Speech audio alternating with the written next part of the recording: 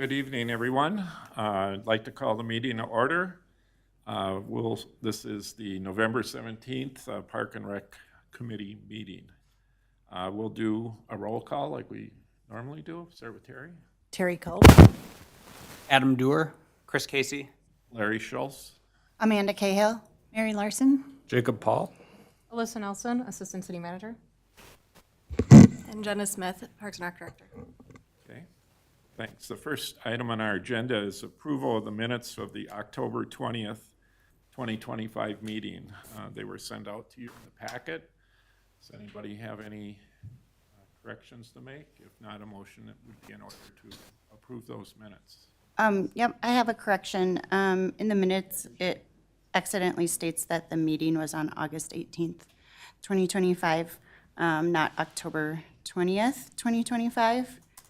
And one thing like I thought it was missing a little bit was it, and especially since this is on the agenda for tonight, that it didn't sound like as much of a concern was expressed by Mary and I about the soccer field, and we did say there was a concern about it being in a neighborhood, just like the language that was bulleted pointed about a concern about a splash pad being in a neighborhood as well. So I just feel like I even use the words, I feel that residents are going to be upset by a soccer field in their neighborhood. And so I just think that the same bullet point could apply to the soccer field as was placed in the minutes for the splash pad. Okay. How did you vote? I mean, we all voted for it, so it's whether it's the discussions in material, it's the actual motion that's probably more important. But does anybody want to change? You want to change that? I mean, I think it's listed in there that we considered parking as an issue, and Yeah, there was a bullet point on traffic, agree. But I'm just saying, there's a bullet point on splash pad that says, the committee expressed a concern over a splash pad being in a neighborhood. And I feel like that same bullet point could be included on the soccer field, because Mary and I did express that. okay, fine. Any other things that people want to add or change? Want to make a motion?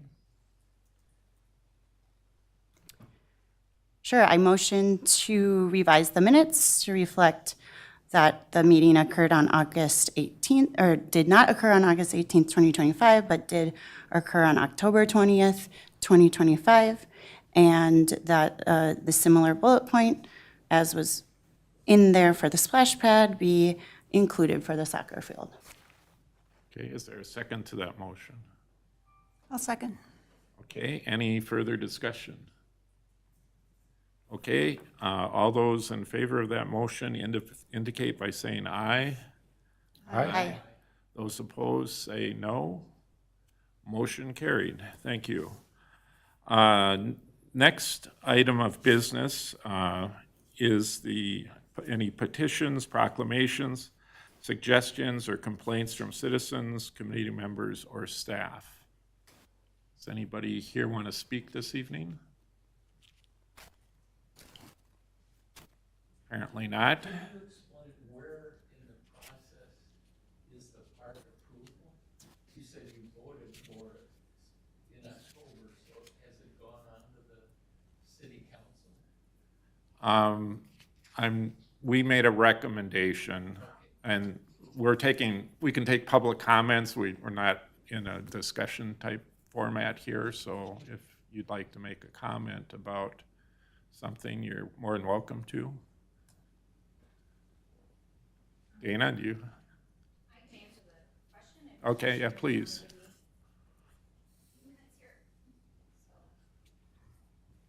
Thank you, Chair Schultz, members of the commission. Just to address the question briefly that was asked about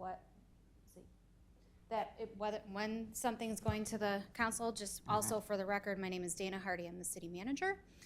The council. So where we are in the process is that the committee is reviewing and will make a recommendation to the council. And the council will consider this as a 2026 project. So any details specific to the recommendations and the project itself will go before council at a future date, likely sometime in 2026, where there will be further discussion. There'll be budget allocation as well. So the council won't have this item before them until sometime in 2026, that date yet to be determined.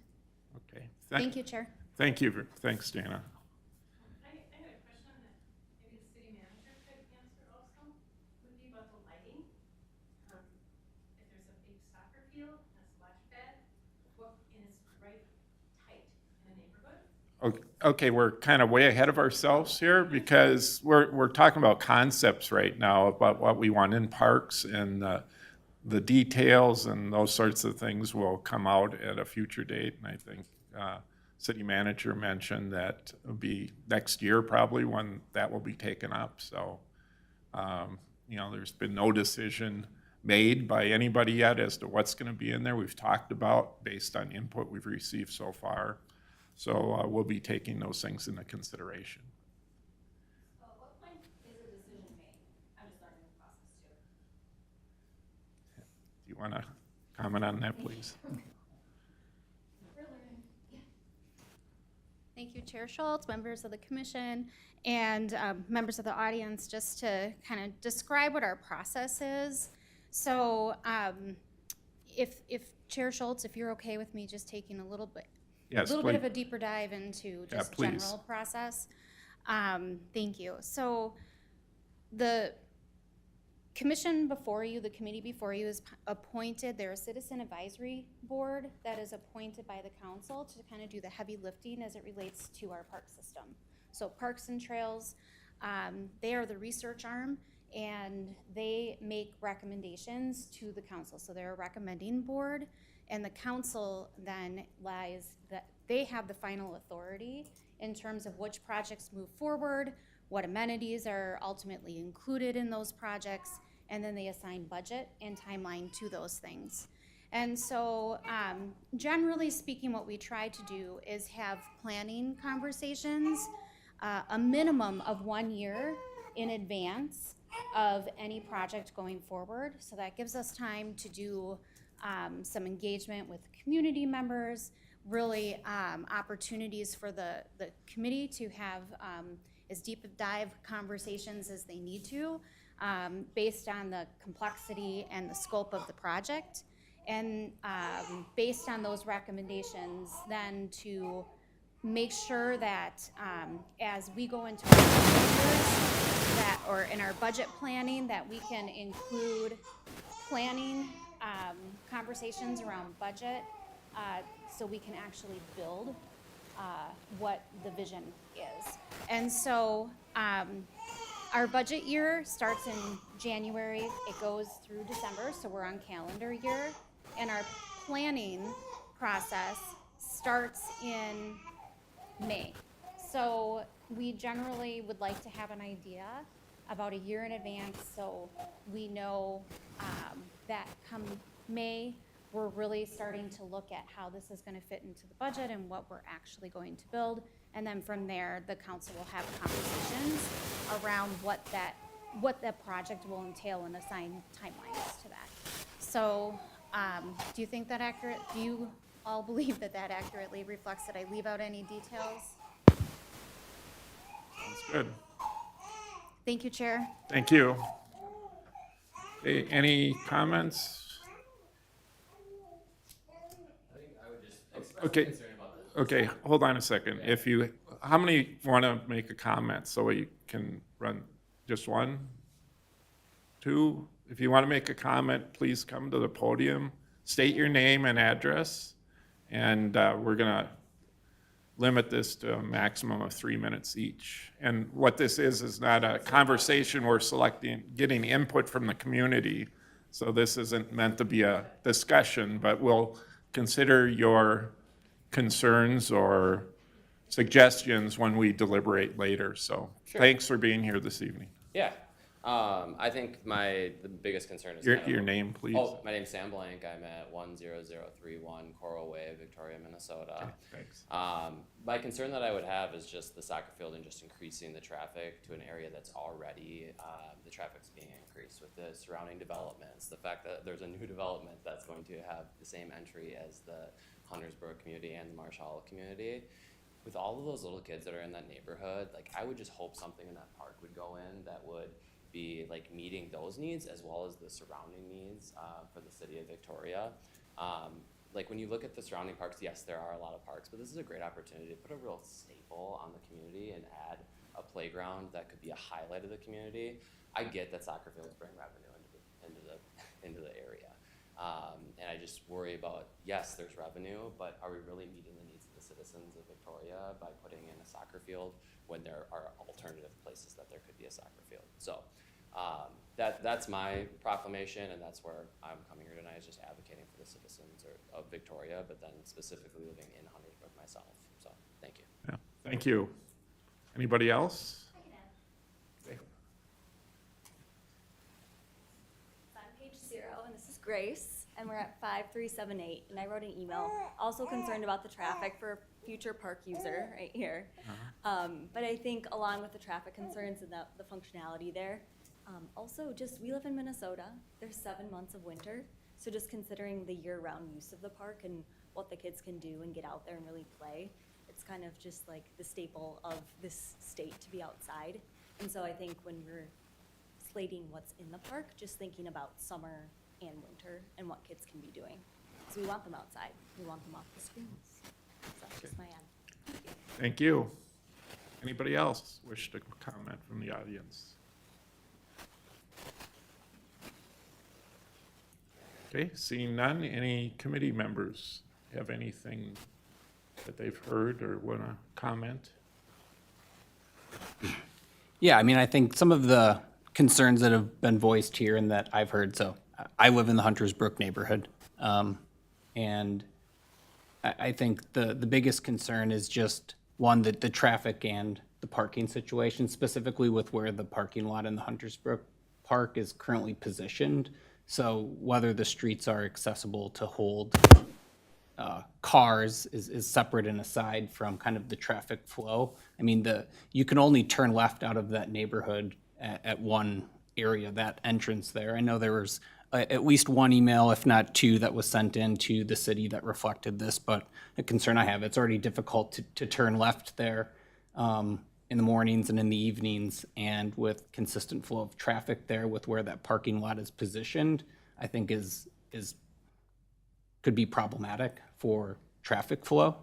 And so I think that was a big concern. And another item was just the kind of doubling down on the destination aspect of the park with a soccer field and a splash pad in one area with the consistent flow. And then also to the splash pad point of it being a summertime activity that gets the Memorial Day to Labor Day treatment and use, and not having kind of a multi-purpose function such as another court or open space that could function for multiple use, throughout all seasons, were some of the bigger highlights that I heard from like a congestion standpoint, from a use standpoint, and just making sure, right, like as we all know, right, we're passionate about parks. That's why we're on the committee, and I know, appreciate everyone being here tonight and expressing your concerns and sentiments, because that's why we're here, right, to advocate for the community and do what we want. And I know the city of Victoria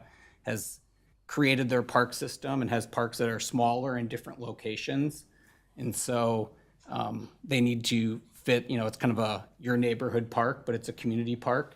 And so I think we just need to be conscious of, kind of the ingress egress of neighbors into the park with that flow of traffic, and what that looks like with, a kid riding their bike down the street to drive into the park or walk across the street to the park looks a little bit different when there's 3 soccer games on Saturday or practice in the evenings. And I think it's just something to consider with how it's currently configured from a crosswalk perspective, right? It's just some of these considerations where you maybe think twice of having your child go down the street. And I think those are some of the concerns that, my neighbors have expressed to me, and, admittedly, some of the things that I think about just living there.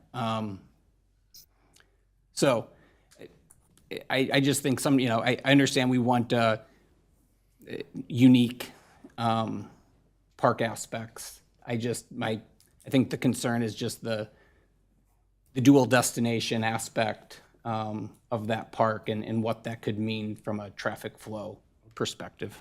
Okay, thanks. I think what we'll do, if somebody has a comment that isn't, that's different, then we'll have plenty of time to talk about this in our agenda item. I didn't make that clear, thanks.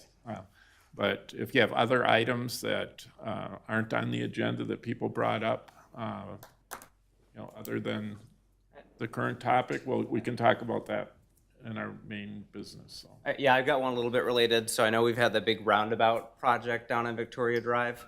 They were working on extending the sidewalk, and all of it got done, but one little stretch that would connect it pretty much to downtown. Just wanted to see if there was anything from the city on if that's a planned project to finish in the spring. Do you know, Jenna? Or? Can you help us describe, committee members, which specific area we're talking about? I'm assuming we're talking 82nd Street, County Road 8. It would be the Pioneer Trail and then Victoria Drive, the new roundabout there. By Hunter's Brook. Yeah, right by When Hunter. you leave Hunter's Brook and you're approaching Pioneer, there's a trail that stops, and then.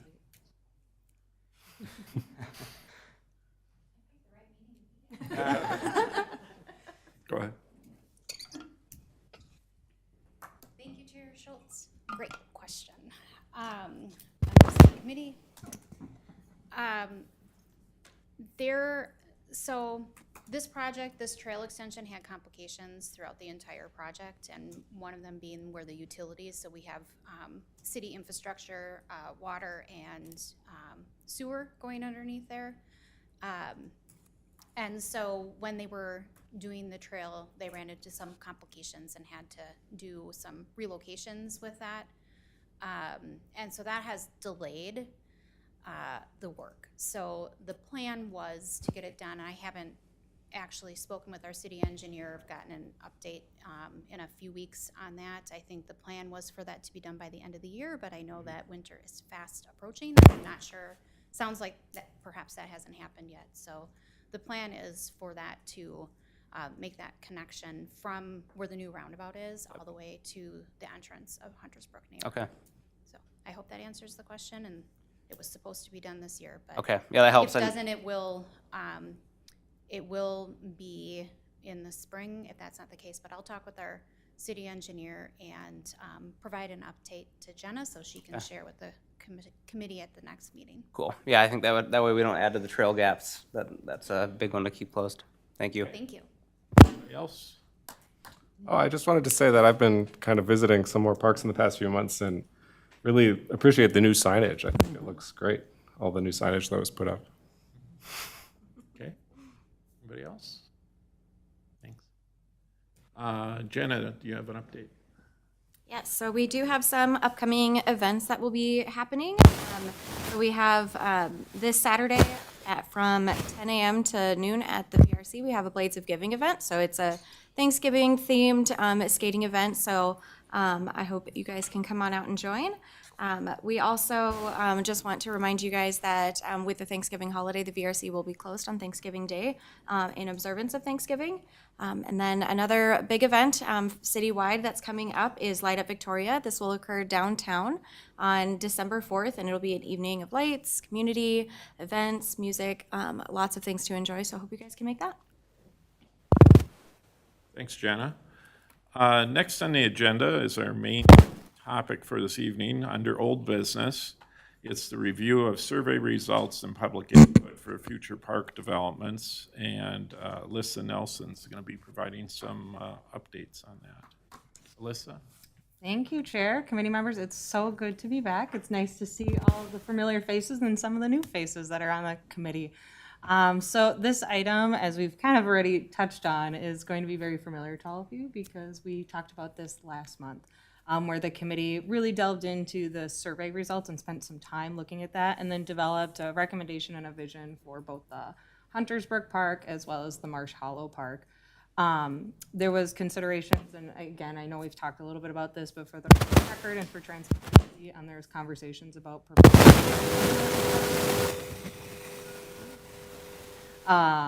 potentially playgrounds, soccer fields, athletic fields, as well as other types of large and small amenities. Since then, council and city staff have received several forms of feedback from residents within that neighborhood, or both those neighborhoods, and council has then asked to bring this item back before you all to take another glance at the amenities proposed at both of those parks based on, again, the surveys that we've had, the public engagement that was all done this summer, as well as the resident feedback that has come before us in the last couple of weeks. But before we jump in, just for the audience and then those watching at home, we did want to provide a quick overview of these parks, just for transparency's sake. For one of the parks, Huntersbrook, that's going to be on the, and I can see if I can move my mouse over there. On the right side of the screen, the north right side of the screen, that's Huntersbrook Park. It's about 5.5 acres of developable parkland. It does have a stubbed parking lot entrance. There's no parking lot there yet, but right across from Rolling Hills Parkway in this area, there is an open space for a potential parking lot. And then it has been graded for an athletic field, meaning that this park is almost split into two, right where about my mouse is, where you have an upper part of the park with higher elevation, and then it slopes down into this lower part, which the developer did grade for athletic fields. However, more or less it just means that there's a vacant, empty, flat space that could be used for anything. The second one is down on the lower end of the screen is Marsh Hollow Park. This is about 5 acres. However, there is almost an acre and a half in this highlighted blue section that is protected natural forest area. So there's about 3.5 acres of developable parkland in this space. The other thing to note is we also have significant sloping. The southern part of the park is higher elevation, really close to the neighbors, those residents, and then it has a significant hill which drops down closer to the Creekside Lane, the road. So there's a smaller section here. So when you think about that open field for athletic field, this might not necessarily fit in this park space as it would for Huntersbrook Park just because of the sloping in this area. The other piece that we wanted to note is that these parks are relatively close to each other. I think you talked significantly about that in your last conversation about not necessarily duplicating amenities because there is a 0.4 mile walk between the two. And then the other piece that we wanted to highlight that maybe wasn't mentioned or discussed as much is that there are 2 clubhouses in this development, or in these 2 developments. For the Huntersbrook Park, there's the northern clubhouse, which is almost right across the street from the park, which includes meeting and party rooms, a gym, a pool, and a patio, an outdoor patio space. And then Marsh Hollow's clubhouse is right next to the park entrance. And that also includes a patio, a pool, meeting and party room, gym, and then also includes an on-site dog park.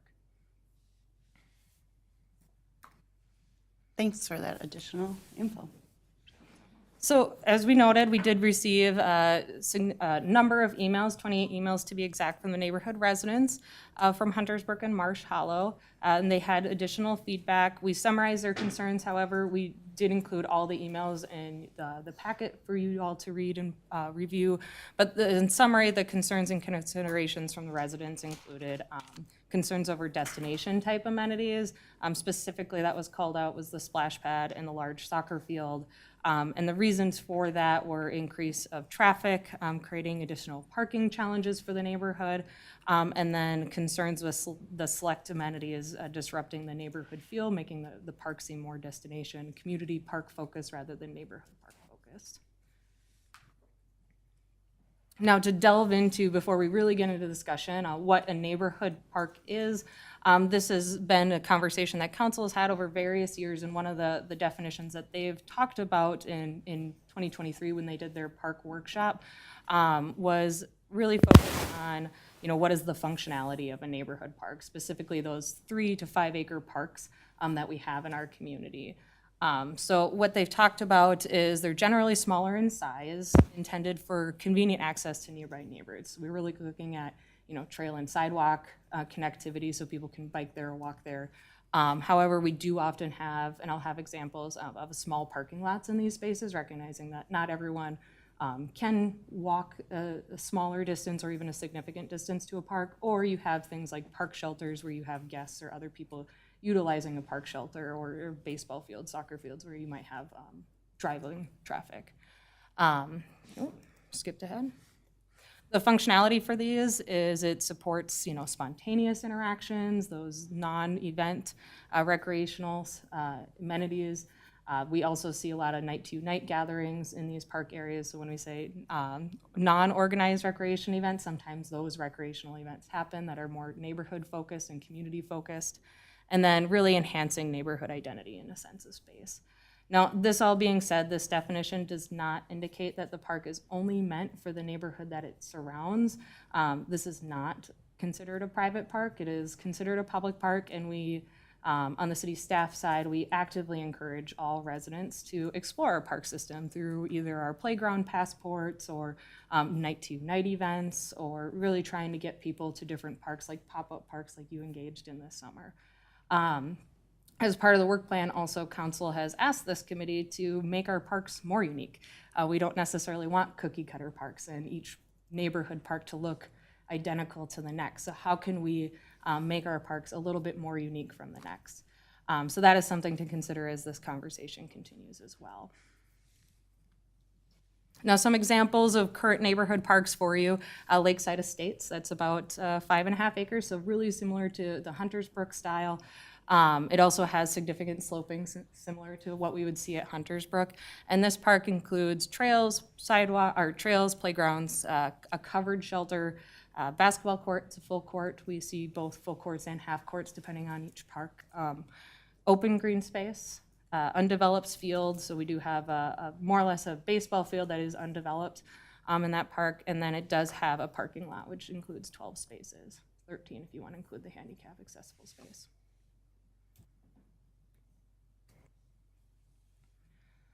Rhapsody is 3.5 acres, so slightly smaller. However, it does have a significant number of amenities. It is one of our larger neighborhood parks. Playgrounds, basketball court, open green space, ball field, a gaga ball pit, parking lot. And then this one does have a covered shelter with indoor concessions and restrooms. It is unique because it is connected to our water booster station. So hence the reason that it does have that extra shelter space with the full restrooms and the full concessions, because it does have that connectivity to water already brought to it. Madeline Creek Park, 4 acres, trail, playground, covered shelter, very similar to the last few, open space and basketball court. This one does not have a parking lot. However, one of the concerns that we hear from this park or from neighborhoods, the neighbors in this park, is it doesn't necessarily have that smaller parking lot amenity to it. And then Lake Bridge Park, again, 5.5 acres, very similar to the 2 parks that we're looking at. Trails, playground, covered shelter, ball fields, soccer fields. This one does have a soccer field, basketball court, open green space, and a parking lot. And you can notice that we do have additional parking lot spaces, 24 spaces, with the additional handicap accessible space, primarily because this park is significantly rented out for its soccer and ball field uses. Any questions from the committee on neighborhood parks in general? Thank you for addressing parking, though, because I did visit these parks since the last meeting, because it sounds like, and you can correct me, that there will be city input on the size of parking lot based on park amenities, but that it might have some sort of parking no matter what. So that residents aren't surprised if there is still a parking lot, even if that's not something that is desirable.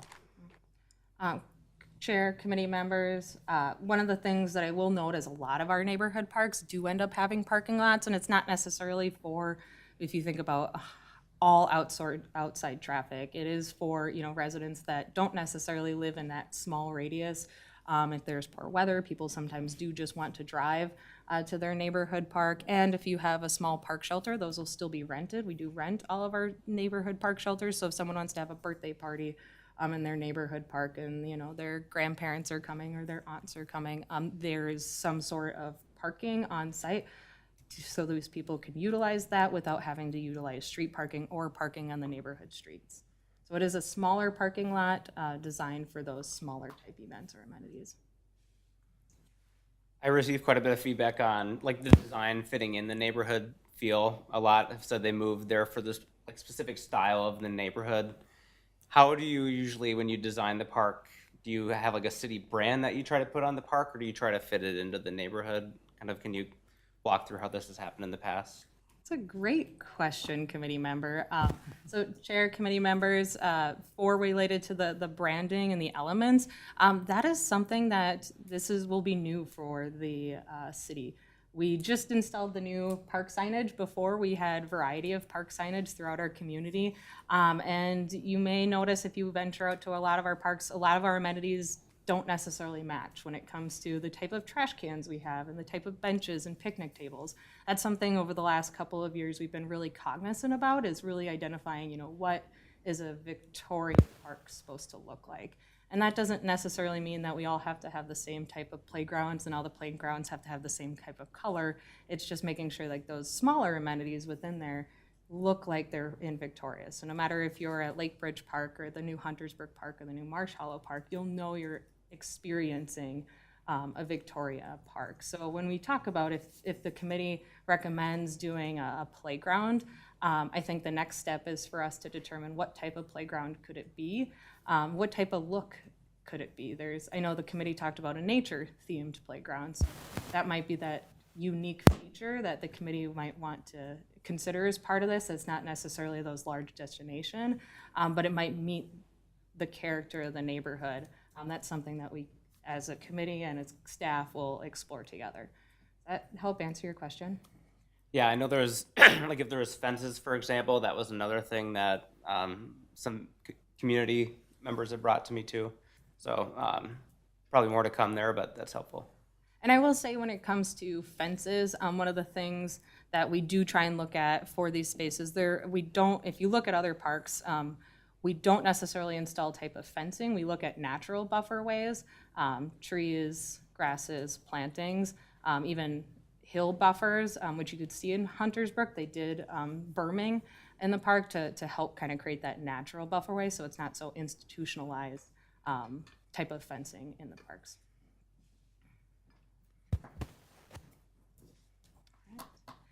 Before I move on, the one piece I do want to note is staff did pull together the type of usage for these parks and the numbers we've seen over the last few years. So for Lake Bridge, this specific park, we do see an increase of rentals that have happened in our soccer field and our ball fields. Just for example, in 2024, we had 113 rentals during the months of April to October. That were for the soccer field specifically. And then in 2025, we had 180 rentals for the soccer fields from April to October. So that number is increasing. The shelter rentals for all of the parks that were considered or talked about were definitely not significant. One or two, the one that does have more traffic is Rhapsody, just because of the additional amenity of having public bathrooms and concessions in that space.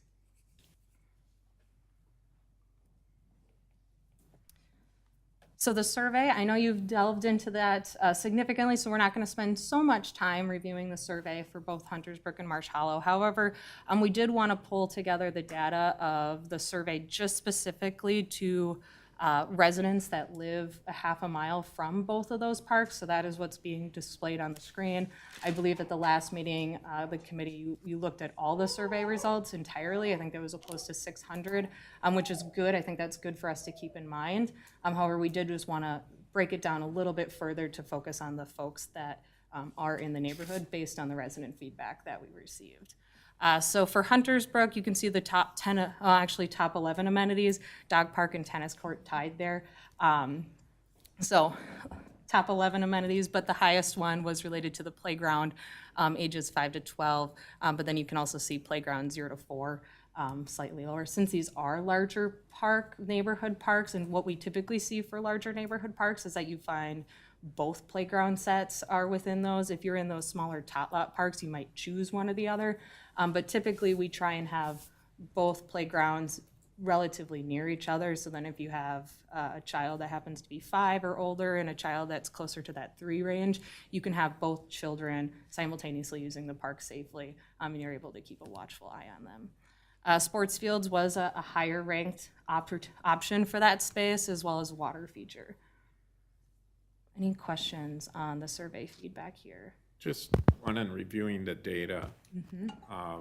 On the playground, see that one of the top items that we have is an obstacle course, and did you include that in the conversation with the playground? Because that's how we considered that, is that the playground could have obstacle, ninja type or whatever they were called, components.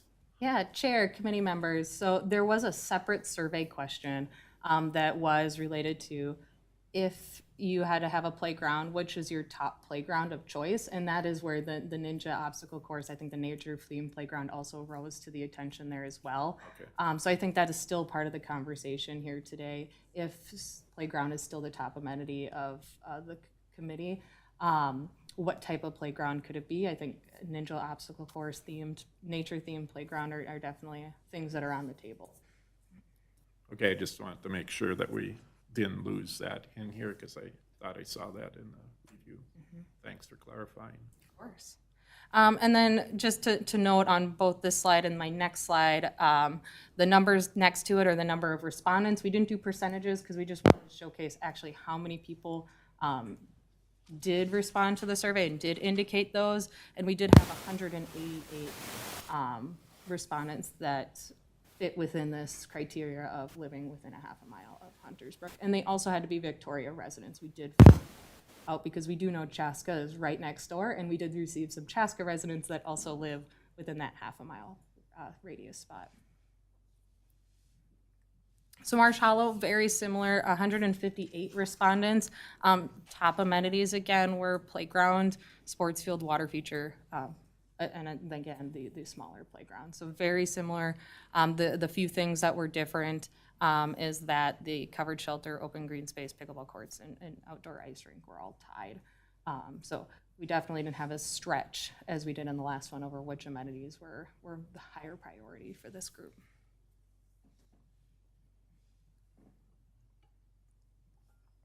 So with that committee, obviously staff is here to help answer any further questions, but we are looking for your feedback based on the additional information that has been brought forward to you about what amenities would be the best fit for the following 2 parks, the Huntersbrook Park and the Marsh Hollow Park. And I will obviously flip through the slides as directed, but I'm just going to leave this one up so you can see where the parks are just for the discussion.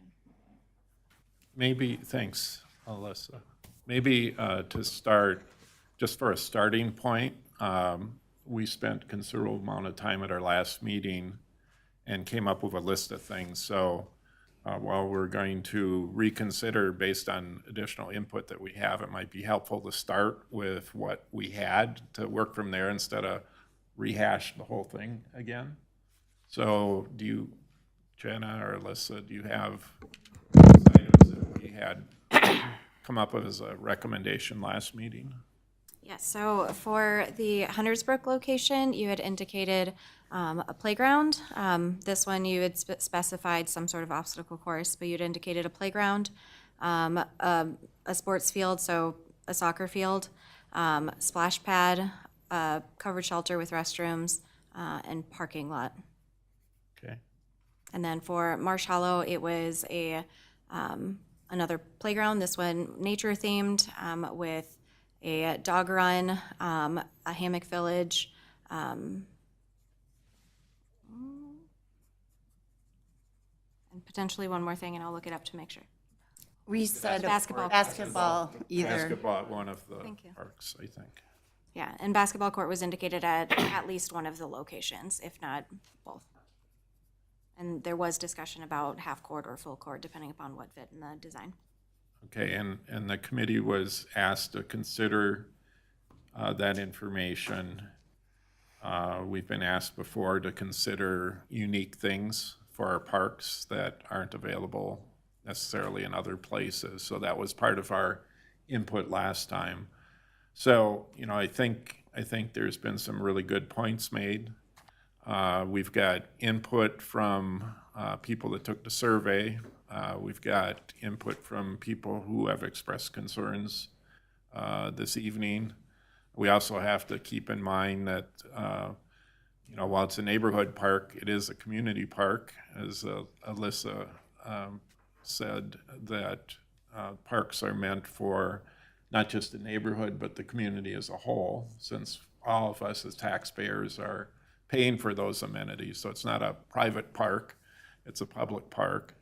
So the question that I think we need to answer is, what amenities do we want? But what amenities do we want that cut a balance between what the community would like to see? How do we figure that with the neighborhood? How do we reach something that is plausible for everybody, you know, addressing concerns at the same time recognizing that we have 10,000 residents here as well. So we have that. So I'll open it up for discussion as far as do we want to change any of the amenities that we initially came up with? We want to change our recommendation in any way? Maybe start there. So, Could I ask a quick question to kick it off before we start the discussion? And Jenna and Alyssa, this is probably directed towards you. But as far as the entrance to the Hunters Brook Park from what the cut-in currently is for the parking lot, is there any flexibility on where that cut-in could be as to whether that could be on like Victoria Drive, or is that just all subject to something that the council would consider when the entire plan was put forth to them for vote? All right, so this one I have talked to our development team in regards to why that particular location was set, and some of that has to do with the county road and the traffic on that one. And so there are like parking and street regulations that prevent access from certain points. And so the location that is currently cut out for that parking was due to mitigate any traffic as best as it could in that location. And so it's the safest entry point for that. And the flow of that was intentionally designed to mitigate disruption of traffic. In addition to that, the park location itself was designed to be on the outskirts of that neighborhood to minimize traffic flow within the area. And so I do know that some of that was coming from the idea of this will be a 5-acre park, and so there will be traffic concerns. And so the street alongside of it was widened to have parking on the park side of the street, and then the entrance point for that parking lot was selected so that it would have a quicker access in from the main street to minimize traffic into the neighborhoods. So I assume then by picking the Creekside Lane entrance, because Victoria Drive wasn't an option, that the Game Farm Road was also analyzed as part of that study to pick the Creekside entrance? Yeah, that one was not an option due to the backup to the county road. comments? I was going to share a little more feedback. There's quite a bit, probably not email, but I'm in Huntersbrook too, so feedback in our Facebook group as well. I think we saw this in the data, but from a playground side, there's a group that wants, and everyone said they want the park to grow with kind of the age of the kids, but an obstacle course might be something that doesn't serve a kid that's a lot younger. So as we're looking at, we saw that people want climbing things, they want swings, they want some slides. Is there a way to make sure that obstacle course also includes traditional elements, or there's a maybe heavier weight on traditional with some obstacle course pieces to make the park unique? I think that's something we should bring back to the conversation today. Light pollution was one. I'm not sure what our criteria, if we had a soccer field, would we put lights in? I think the community was going to bring that up here too, but something to consider is that does change the feel of the neighborhood.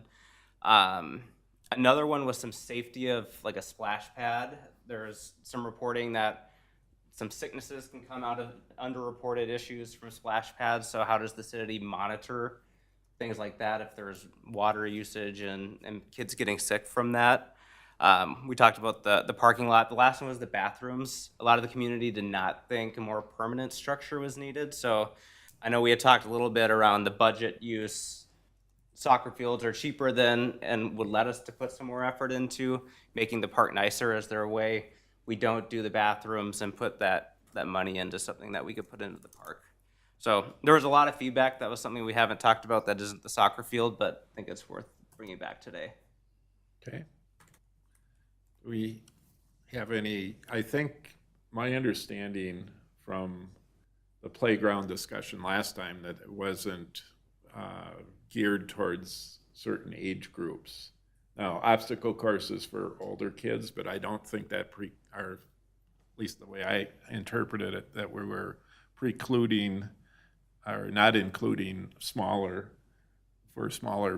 folks too. Is that, am I on base or I missed something? Yeah, so with playground design, there are a variety of elements that exist in the playground design world. So in terms of obstacle course, there are some that are designed for older ages, but there's also some that are designed for younger ages. But in addition to that, your question of can we blend traditional with the obstacle course, that's absolutely a possibility. Most of the playground companies that have these equipment for these obstacle courses design the traditional playgrounds as well, so they have all that equipment. There's a lot of facilities that have a combination of different designs. There was a city that I'd previously worked for that they did blend traditional and an obstacle course at the same location. And so it's completely possible. And, you know, given the feedback from the community, that's something that if the community is wishing, that's something that we can explore with the playground design. With the obstacle course, that isn't a definition of what type of playground it is, it's what type of amenities are selected within it. And so an obstacle course playground is the same as selecting, I would like swings included in our playground. So it's a feature to a playground, not the playground in and of itself. And I think we definitely did change our recommendation to say we're gonna have a playground. Like that would make it very straightforward that we actually are gonna have a playground and not like Ninja Warrior 2.0 here in Huntersburg. Playground with the obstacle feature. Yeah. I think your other comment or concern was about lights on soccer fields. I don't know for sure, but I don't think we had talked about that at all, but I'm not aware that there are any lights on any soccer fields in Victoria, and I would be surprised if there was a plan to have lights if we so chose to have a soccer field there, but Thank you, Chair. Thank you, committee members. You are correct, Chair, that we do not, we're very cognizant about where we put those larger athletic field lights. So in neighborhood parks, we do have significant ball field or number of ball fields and athletic fields throughout the community. None of them have those lights. Where we see the lights are Lions Park. What we do have are more traditional street lights to make sure that the park is safe. So we would suggest including those type of park amenities. And that's just assuming that, you know, this park is developed according to our traditional park standards. The other piece I wanted to know in the conversation was related to the bathrooms. For neighborhood parks with covered shelters that aren't similar to Rhapsody, we do not traditionally have regular bathrooms in our neighborhood parks minus Rhapsody. And then when it comes to like other types of restrooms in parks like a porta potty per se, we do not include porta potties as our practice at neighborhood parks that do not have like soccer fields or baseball fields that are programmed. So we provide those porta potties to like Lake Bridge. It does not have an actual permanent restroom, but it does have soccer games or baseball games, if that makes sense. and I think your third point was regarding concerns about splash pads and potential pathogens or whatever. My guess is that's a separate question, no matter where a water feature would be, that would be something that would have to be taken into consideration, whether it's in one of these parks or some other place. So Yeah, so with splash pads, there's a certification and an annual inspection process, and so that's something that if we went in that route, that would be something that the city would be maintaining. Yeah. Well, there's a process, like it's not just they check it one time, it's an ongoing process to ensure safety. Okay, I did have a follow-up question. Some of the concerns about traffic mentioned that the Creekside Lane is being used as the entrance for an additional neighborhood that's just starting to be developed now. It's west of Marsh Hollow. Do we know yet if that's kind of the long-term entrance for that neighborhood, or if the other side might be developed? apparently no. It's not cut yet. Dana, do you know? Help us out, please. Thanks. Glad you're here. I'm glad I'm here too. Thank you, Chair Schultz, members of the committee. Great question.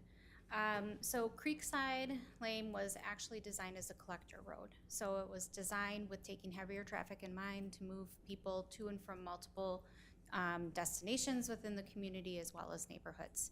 And so there are plans for an additional neighborhood. So Lennar is in right now, going through their application process. And so there will be an additional neighborhood that will be using Creekside to access that neighborhood. And as we continue to develop west and south, there will be additional roads that will connect kind of throughout where Quick Trip is going to be and into that South Growth area.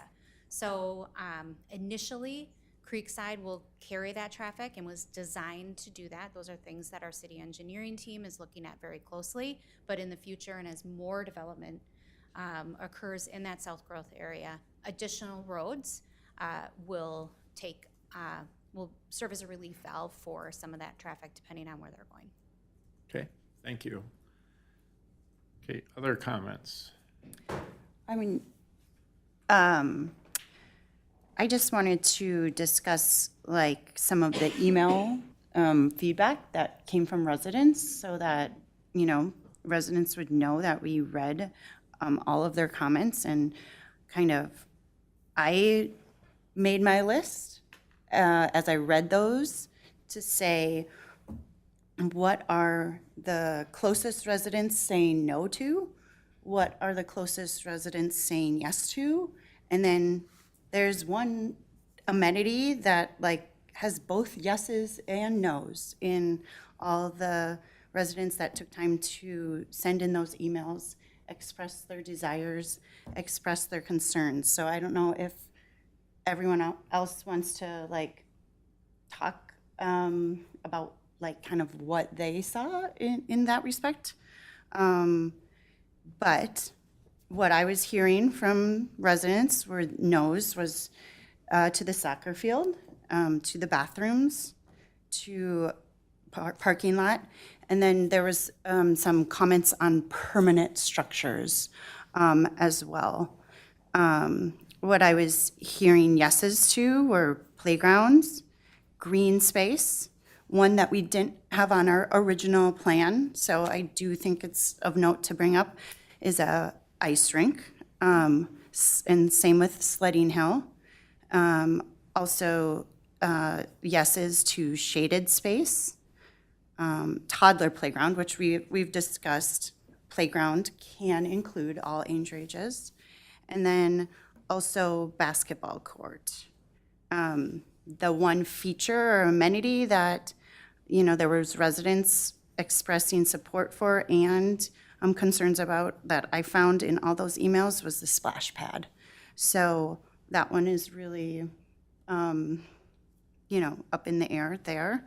And especially having learned that both of those communities pay for and have access to private pools, which was not a part of our discussion at the last meeting, as well as that one of those communities also has access to a private dog park.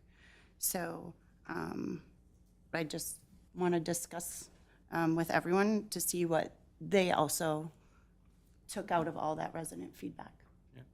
I think I saw similar things that you brought up. I think we also need to keep in mind that we did ask people to do a survey. So while it's important to listen to the concerns of people not only here this evening, but those that send emails, that's extremely important. But we can't forget about the, 188 people that took the time to fill out the survey too. And also the greater community that has needs as well. With that, I would say that it seems like it would be helpful to define what the problem is, so when we come up with a potential solution, we're actually solving the problem, not the symptom to the problem.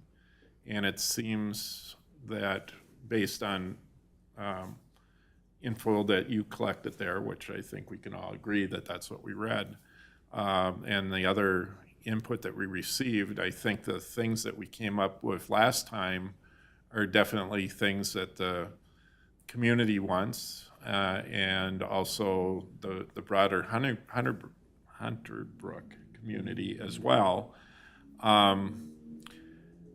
So perhaps the problem statement would be, how do we best address the concerns of all of our citizens, including those that live in closest to the neighborhood and most effective, to provide park amenities, park and recreation amenities that would best meet the needs and our mission to provide parks and recreation to our community. And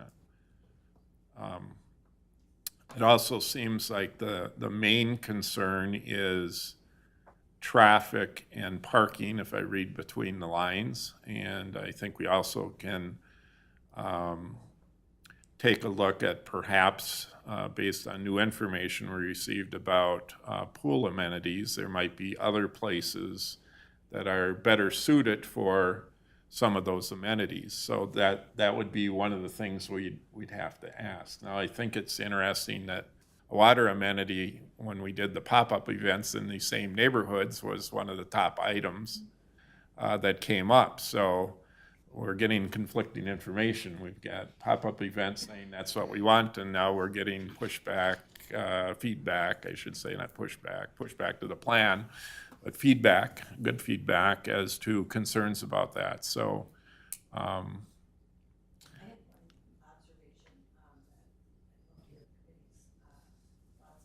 seemed like the combination of the splash pad and the soccer fields may have been part of the issue, that maybe they were somehow separated. That would, maybe kind of speak to the neighborhood, but they would still serve the community. The combination of the two exacerbating the traffic. Yeah, I think some of the dual or trio of destination items in a park, right? If you think of the obstacle item as unique to the community, the soccer field is not unique, but in heavy need, right? The survey results showed the demand need, right? And then the splash pad, again, being a unique feature. I mean, I think, right, you're bringing up the right questions, Chair, to say kind of what's the problem, and looking at the concerns to address the problem, and then kind of getting back to like what's the right solution for this location, right? Like in thinking about uniqueness in a variety of ways, it seems like, just through this initial discussion, we've come to some clarity by providing a little bit more detail around like obstacle course or park, that it's, or excuse me, playground, that it's a inclusive, right? There's a 0 to 4 component, a 5 to 12 component, right? So I think maybe while we don't have ultimate control over what it will ultimately include or look like, right? I think start putting some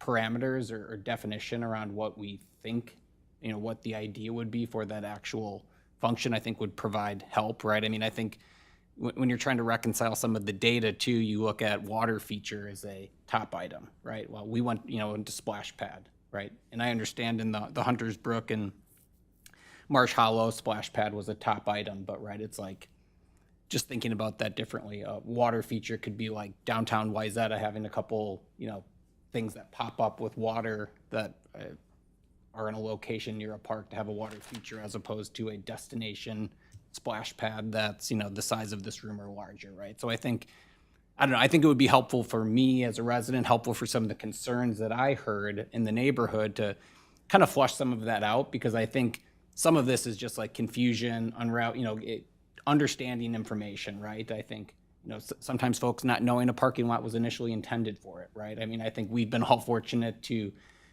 know that going into this and trying to spread the word at those community events where we had the engagement events to say, like, this is set up for that. But I think kind of engaging in some more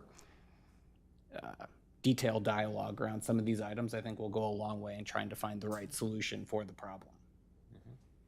Yeah, just echoing what the other members have said. I mean, my read is that kind of the top three across both people close to the parks and Victoria residents are playground, soccer field, and water feature. Versus the feedback we received, kind of the concern that I identified there seems to be that this will be like a destination park that attracts people from outside of the community in large numbers and causes traffic problems. And so I think we want to balance that and make sure that any recommendations we make kind of are meeting the needs of the community without maybe becoming, a water park for people to visit.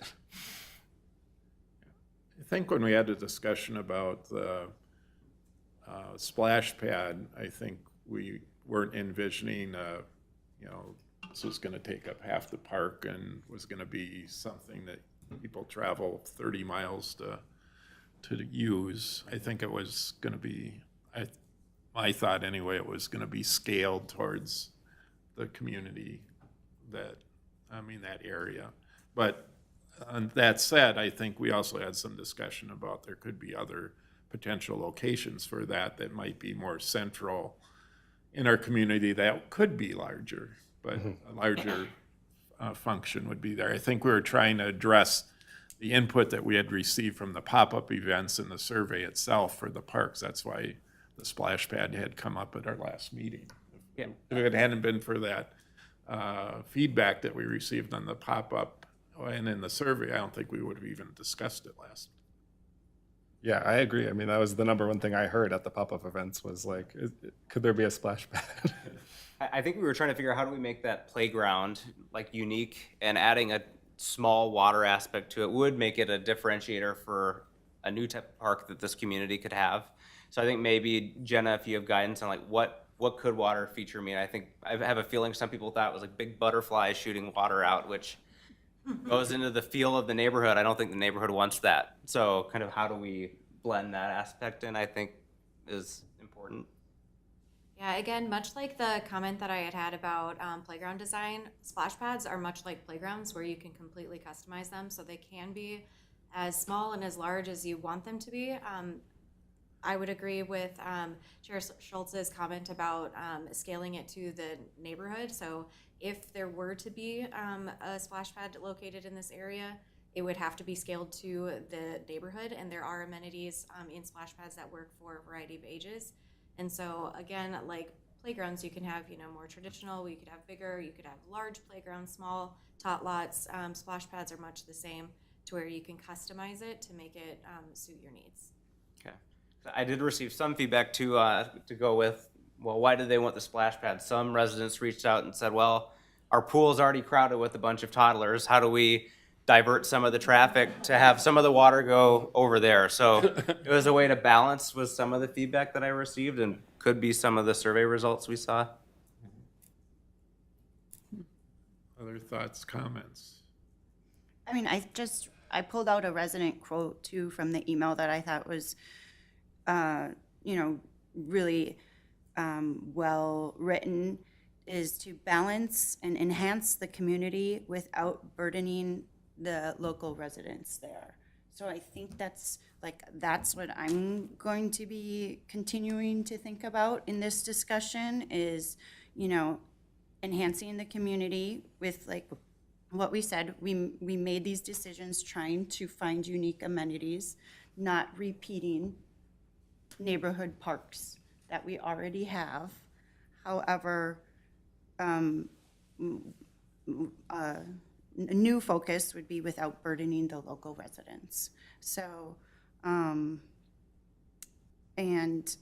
we've talked about it too, is like the no is to a regional destination park. And the yes is to a unique neighborhood park.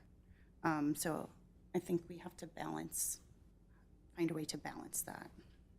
It seems to me that I don't think we ever intended this to be a destination park. Some of the amenities may attract people from outside that immediate neighborhood, but I don't think this was meant to be like a central focus, you know, like a big water park or a big splash pad. It would be geared towards that neighborhood. And we also have to keep in mind that it is a community park, and, you know, a neighborhood park. And the city council has told us that this isn't just for the neighborhood, it's for others to use as well. It's not a private area. So I think there's a way to balance all of this. And so out of the things that we recommended last time, I think we've probably maybe addressed some of them. One was concerned about playground, that, you know, the neighbors wanted to make sure that there were amenities that would fit different age groups, and I think Jenna has addressed that, and same with the obstacle course or ninja course or whatever we're calling it, that can be a feature of a playground. It's not a separate thing. The second one was not wanting a structure with bathrooms or whatever. I think initially we didn't have that in there. We had that in there because if we were going to have something that was a soccer field or something, we thought we needed to have, if people were going to use that, then they needed to have, it's probably better to have that than somebody's bushes to use for their restroom. But And if I could just interject there, I live in Rhapsody, which has bathrooms and parking, and it doesn't. I wouldn't say that it's a significant concern for our neighborhood. okay, all right, that's good to know.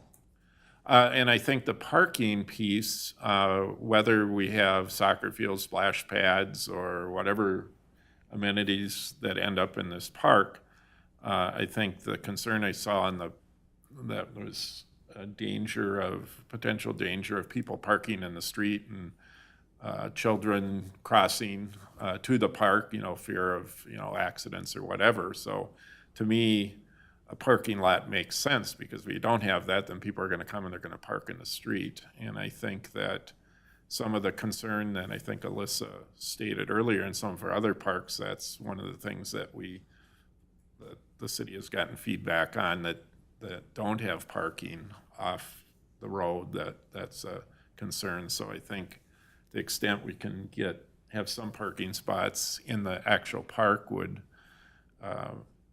hopefully prevent people from filling up the street. So the only other thing, so the water feature, it sounds like the big concern that neighbors have now would be if it's a destination, people are flocking in from all over. But if it's built, if we decide to do that, and if it's built to scale for the neighborhood, probably it's not going to attract necessarily a whole bunch of people from outside if there's a couple of things that are spraying water on people there. But there may be some people that come. I mean, that's kind of what we want as a community, people to use our parks, but I don't know it'd be a huge amount. Other question there, is there a better spot that instead of having just a small water feature, we could have a big water feature in a central location and just do it once? So that might be a question we want to discuss here. The other concern is a ball field, soccer field type thing that would have people come from, you know, soccer games or whatever, multiple nights a week or whatever. And the question I would have is there a way to, I mean, if we did choose to have there's gonna be a field there, whether there's soccer or whatever. I think the community wanted green space to have be able to throw, play catch with their kid or kick a soccer ball or whatever. Is there a way to either, it seems we can say no organized soccer, or can we limit it to, 1 day a week, 1 game a week to keep the traffic down? Is there a compromise here? Or are there other places in the community, either now or in the future, where we could have soccer fields? I guess my counter suggestion or broadly here would be that I think the concern is largely about scaling these amenities to the community and making sure they don't become a destination park. And I think doing things like leaving out lights on the soccer field, maybe not having bathrooms, or only having porta potties, having a small splash pad, that is scaling to the community. I feel like limiting, like here's a park, but you can only use it 1 day a week, is kind of not the goal of a community park. Yeah. Yeah, I think to Jacob's point, right? I think it's scaling in use, right? If it's open space or a multi-use field as opposed to a marked soccer field that's used for recreation and can be rented, it's a totally different story for like a use and enjoyment versus destination aspect. And then I guess an interesting thing, I'm not an advocate necessarily for a restroom structure, but I don't necessarily know how portable restrooms would go over as far as aesthetic within the neighborhood. Too. The one I was going to propose, and it was definitely feedback. We didn't necessarily see it in the survey, but was in the emails, was in some surveys, is there a way we could take that soccer field, keep the green space for maybe half of it, put a full basketball court there? And I know we've talked about making this a full year park. Could we ice over the basketball court in the winter? I know it's probably a city planning nightmare, but I think that would set apart the park in a way that would scale to the neighborhood. You might get some traffic for the ice rink because we don't have a nice one that's fully built out for Victoria, but I do think it would offer kind of what the community is asking for and sort of something for the winter too. So that would be the one I would put forward to change. Okay. Or soccer. Yes. Chair, committee members, I do want to just touch on the outdoor ice rink amenity. So at the last city council workshop related to the CIP, council did put $175,000 allocated to research for a potential location for an outdoor ice rink, which will eventually get into your hands of trying to identify where could that outdoor ice rink be, whether it's a permanent structure, similar to what we have at Lions, or is it more temporary? Could it be seasonal? What could that look like? So that is something that council is going to ask of you in the next year of what could we potentially do? How do we get an outdoor ice rink knowing that Lions isn't necessarily living up to par today? So something to think about, knowing that, there is opportunity and there is funding available for outdoor ice in the next year. Okay, is there, here's another question. Would we anticipate that there would be, I guess, one of the concerns I see in the community survey, seeing it broken down by the community or by the neighborhood, and by the pop-up events, soccer fields were a big deal. And we talked last time about, that maybe there was, we know there was a push by some association to have people report that, but a number of Victoria residents also did. So the question is, do we anticipate any space available in the future within our community that could be used, that would be more appropriate use for organized soccer? And in the meantime, could we use this space for that until that becomes available? And that, back to my original question, I didn't mean that you can't use the soccer fields. I'm just saying if you rent, I think we rent those out now. Do we rent that out, soccer fields out to the association? What I was saying, can we limit rental? So to provide additional space, and I'm looking for a compromise here. you know, and I understand the community don't want, you know, soccer from 8 in the morning to 9 at night, 5 days, 6 days a week.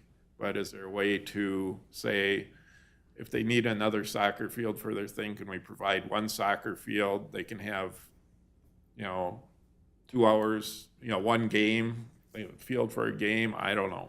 I'm just trying to throw out some thoughts or ideas to discussion. I don't know if it's practical or not.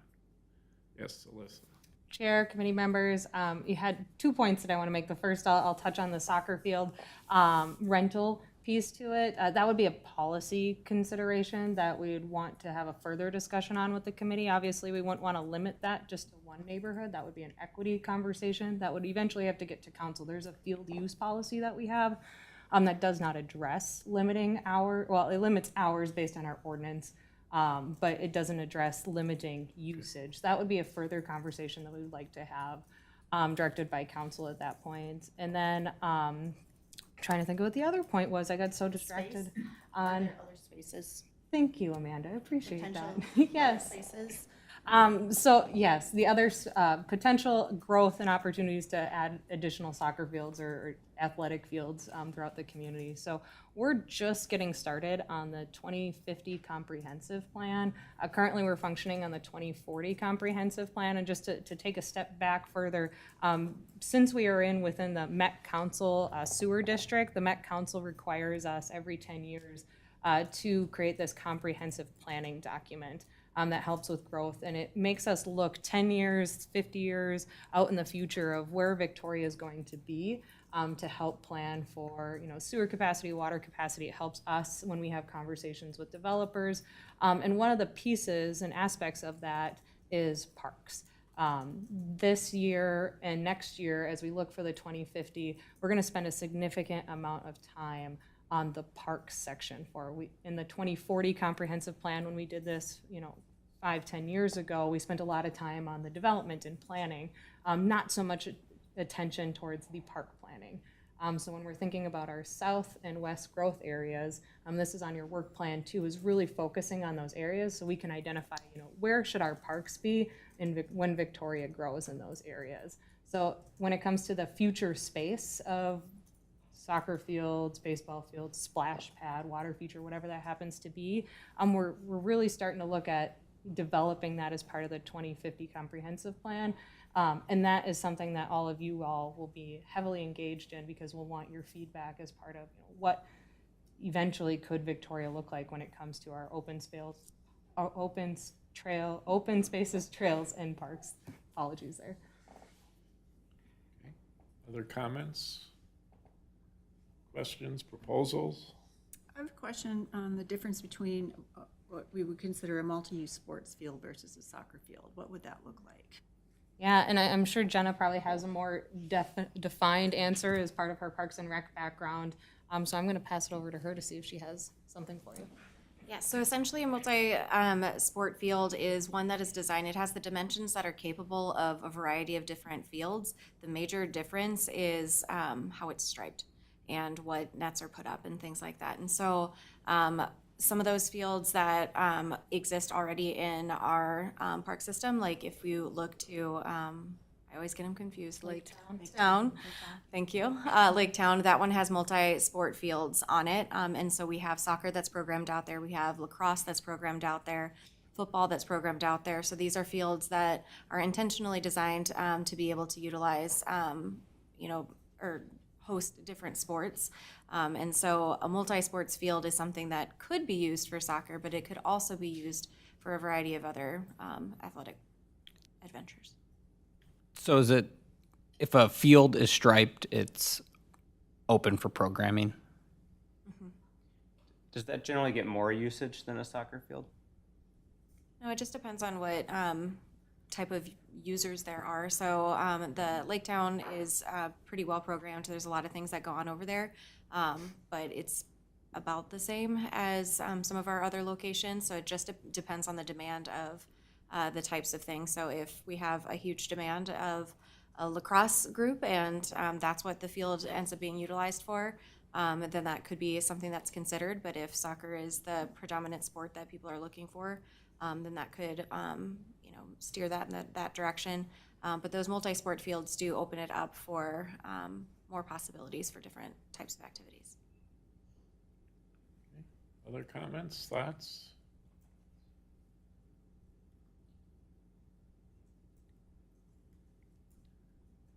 So, it seems like the only item that we haven't fully addressed is the soccer field.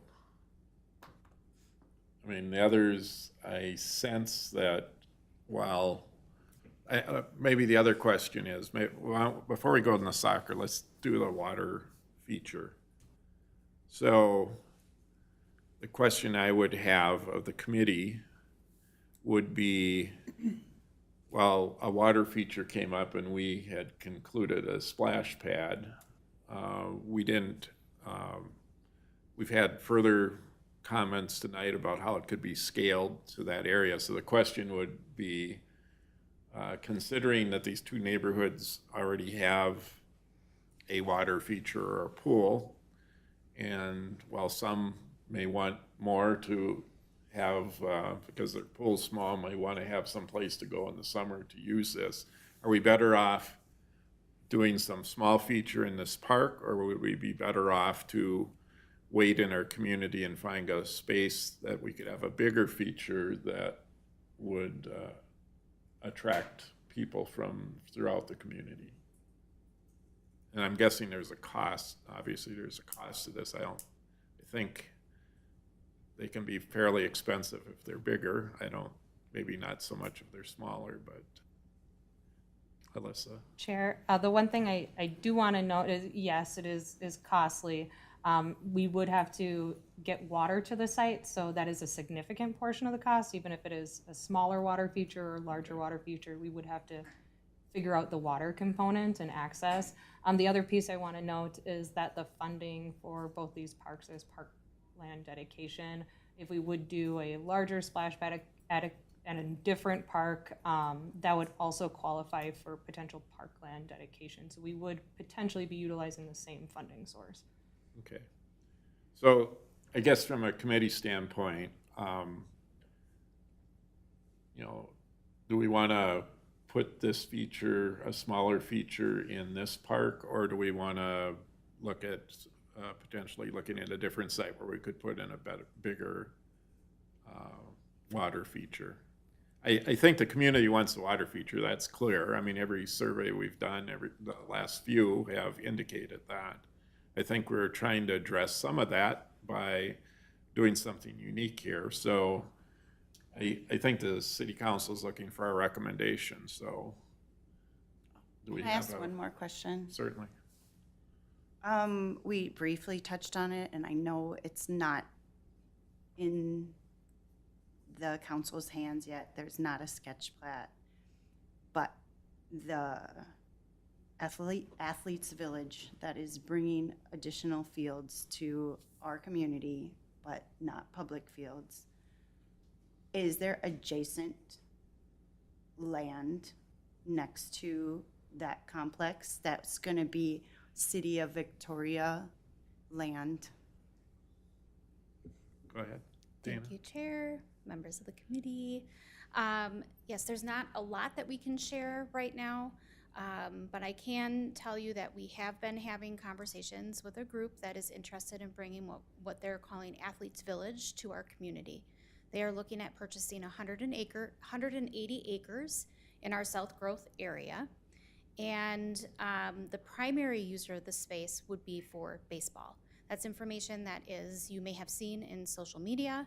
And we have some limited information that we have provided on our city website. That group is currently working through with all of their partners to determine who potential partners are. We've had conversations about public and private partnership. And so there could definitely be an opportunity for the city to partner with this group to address some of the community needs. And so that is something that they have been open to, but we have not discussed that in greater detail. And so I think some of the conversations that you're having here today about amenities that would drive maybe more traffic and would maybe serve more as a destination area, should this project move forward, I think it very much could be on the table to incorporate some of the ideas and recommendations that you have as part of those conversations, which we'll be picking up here soon. So they were scheduled, this group was scheduled to come at the end of November to go to sketch plat. That has been postponed, and that has been postponed not for bad reasons, but because they're actually working to expand their ideas. Part of what they are looking at doing too is creating some commercial adjacency, so that it could provide for more destination-driven, could accommodate more of a destination-driven amenity. So the conversations that you're having about a larger water feature, like a splash pad or something larger, a larger outdoor ice rink, or some of these other features, soccer fields, I think those are very much at play. And we would be happy to bring those ideas forward if that's the consensus of the committee. Thank you. So before you leave, so would you say that you're hopeful that there could be a partnership to allow city programming on multi-use fields that aren't baseball or softball, but are a community need of like the multi-use soccer, lacrosse, football? So that would be accurate, that you're hopeful for that partnership? Chair, members of the committee, I can say with 100% confidence that I am very hopeful that would be something that they would accommodate. And potentially even a splash pad location? That would be up to the recommendation if there's a consensus by the committee here, which of course would be brought forward to the council, but I will let you all discuss that. But yes, to answer your question, hopeful, yes. Thank you. Okay, well, that's good news. I'd have one other question on the kind of splash pad subject. Is there any park development planned with Downtown West? Oh, we talked about that last. Yes. We talked Oh, about that I'll take last it. meeting. I'll take it. But you can, repeat for everyone here. Yeah. Of course. Committee members, Chair, there are certain areas of downtown West. We are calling it a central green, not necessarily calling it a park. But there is a portion of that space that is able to be programmed. So that programming has not been determined yet. Also through downtown West, there is plaza areas, or what we're going to call plaza areas, that are interjoined with the commercial spaces that provide more flexibility for our programming. That also has not been determined yet. So could there be an opportunity for water features within the central green? Potentially, yes. That's something that we would like to hear from the committee as well. But yeah, that could be a space that we would see water amenities being at. Yeah. Seems at the last meeting, we talked about that the developers were not very excited about a water feature for concern of people bringing wet bodies into their places of business. So that would be something the committee would have to consider when it comes to that, those park spaces. And I would like to jump in here, Chair, sorry for interrupting. The developer has spoken about the plaza being a challenge with potentially a splash pad because of, the interaction with the businesses and how the traffic direction of pedestrian. However, the central green is farther away from those amenities, so that is an area where it's one larger, could host that space. It has ample parking, so it could be an opportunity. Okay. I know that we talked That's new, yeah. That's new from last week's. Yeah, that was meeting. totally different than what we heard last time. And so that's actually, I mean, I thought last time when we talked about it is businesses, I understand why you wouldn't want to have people that are dripping wet coming into your place of business, but I guess I always thought that you'd probably rather have people that were wet coming into your business instead of nobody coming into your business. So that if it be farther away, it might actually attract people to downtown area and increase the business instead of decrease it or cause problems, so. I think that's a positive development. I mean, I think we've talked at beyond just last meeting, but previous meetings, right, of creating unique destination items to drive visitors to commercial spaces, especially with the downtown expansion, and having something unique, a destination to be like, hey, come check this out. And you're also surrounded by, 5 restaurants and some local shops and things like that, whether that's downtown, downtown west, new south, south end of town commercial district, right? But placing it there where there is kind of ample parking and kind of driving people to a place where they can enjoy our community. I'm going to propose something just based on what we've learned this evening. I would propose that what we outlined as a recommendation before, that we keep everything in there except I would forego the splash pad recommendation for now. And with that, I'd switch the recommendation that we do need a water feature, but we should explore other places for that splash pad. Second, I would say that we should have a multi-sport field, more maybe green space, I should say, that can be used for multiple things, that we not necessarily stripe it at this time, that we work with opportunities that may present themselves within the next year to have those more destination type things in there. So that would be what I'm hearing, that I think probably would address the concerns of the greater community, the neighborhood, the people living right next to this.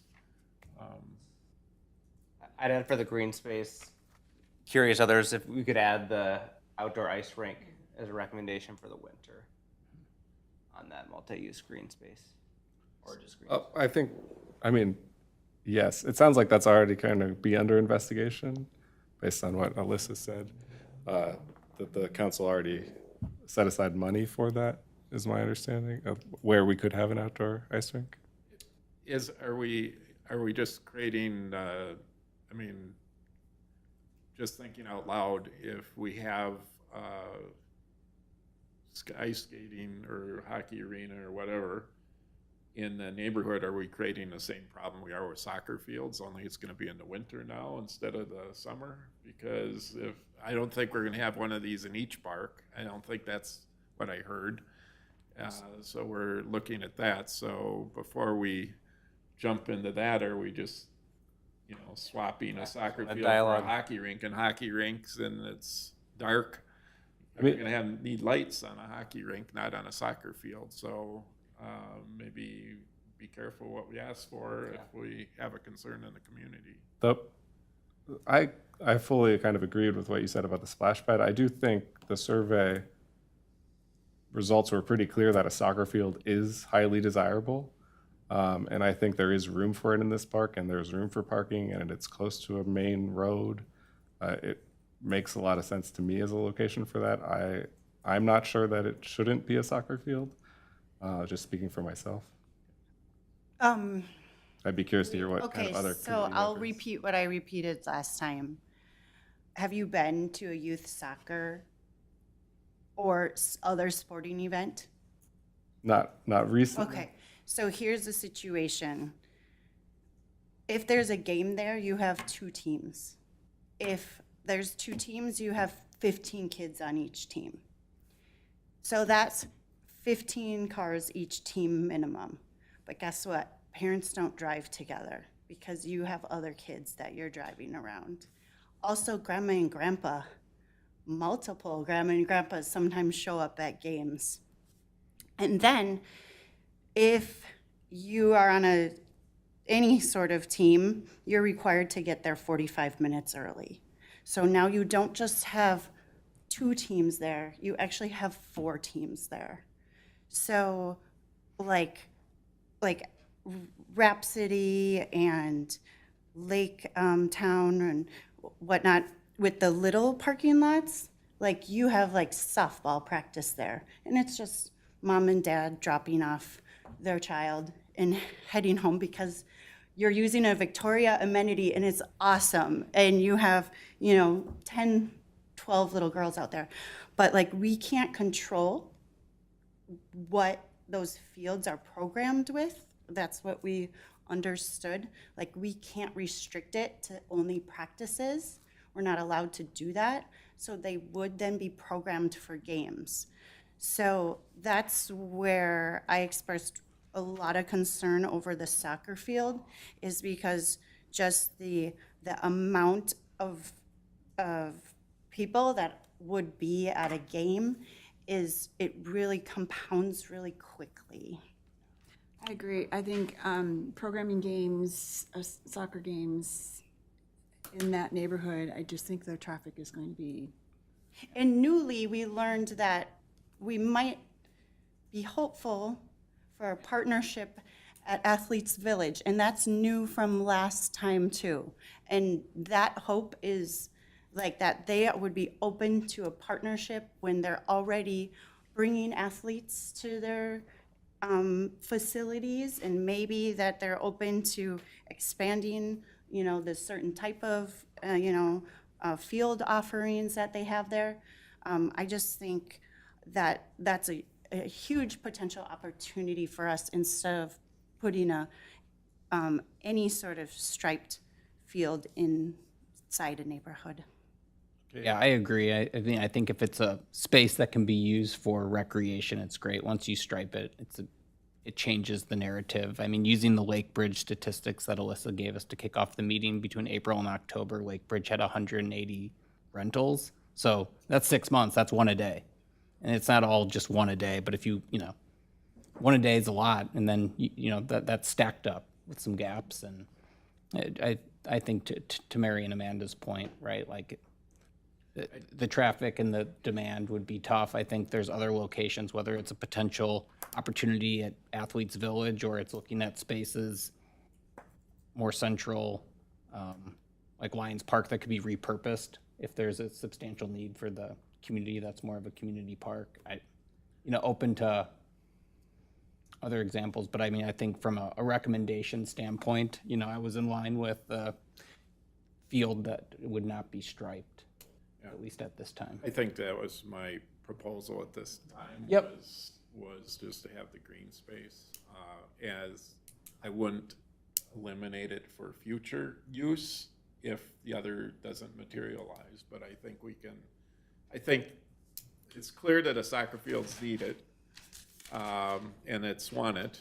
Does it have to be in this park? I guess my concern is, if we don't call it a soccer field, is there going to be sufficient parking if it becomes a soccer field later? Well, I think we should. This put is part of the parking development in. plan. I think the parking needs to go in anyway. Yeah. I think the other thing too, in fairness to other neighborhoods who already have these things in their area, it's we got to think about them too. By not having enough soccer fields, are we having more games in other places, or our residents who have children playing soccer having to travel to Chanhassen or Chaska to play soccer? I mean, we don't want to be inconveniencing all of them either.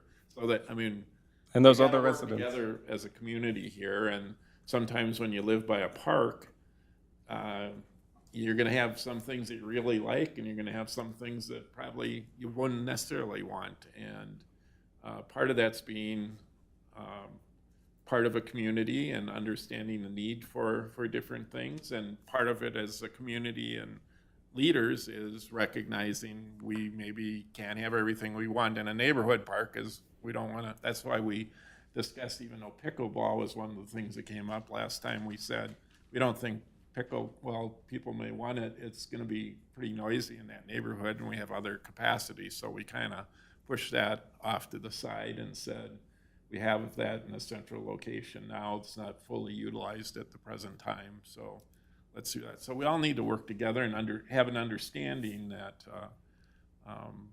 that'll be a little give and take here, and it's not just what the community or the neighborhood wants, not just what the overall community wants. It's kind of a, how can we work together to make this? So I still would go with my initial proposal to, I think we have some time here, as was stated earlier by, as the process was outlined by Dana and Alyssa, that we have some time to see what transpires with these other developments that we weren't aware of. So, but I don't think we can rule out forever that we wouldn't have a soccer field there. Hopefully, we have another alternative that makes more sense, but Where would the basketball court go? I think that was one that was prominent. I know if we didn't have the soccer field and we had more of a basketball court, where would we put that, I guess, in Huntersbrook? I think I'll try and answer, and correct me if I'm wrong, but my understanding is we're coming up with concepts of the things that we want. And I think at their last meeting, we talked about, you know, dependent on what space was available, where we would put these things, and maybe Jenna or could, okay, Alyssa. Chair, committee members, Chair, you're absolutely correct. This is more of just high in the sky, what type of amenities would we have here? What we'll do after this meeting is work with our engineering team, and then obviously even work with a design consultant to say, you know, here are the things that we would like to have in this park. How could you see this work with the layout that we currently have? And then obviously we'd get back design proposals, and this was gonna be my next point to the committee of, we would bring that back to you. So before it even gets to the next step of budget and that conversation with like council on a full-on approval, you would all be able to see like what this park would actually look like as a layout once we have the design in our hands. Other comments? Including a public restroom. I was not.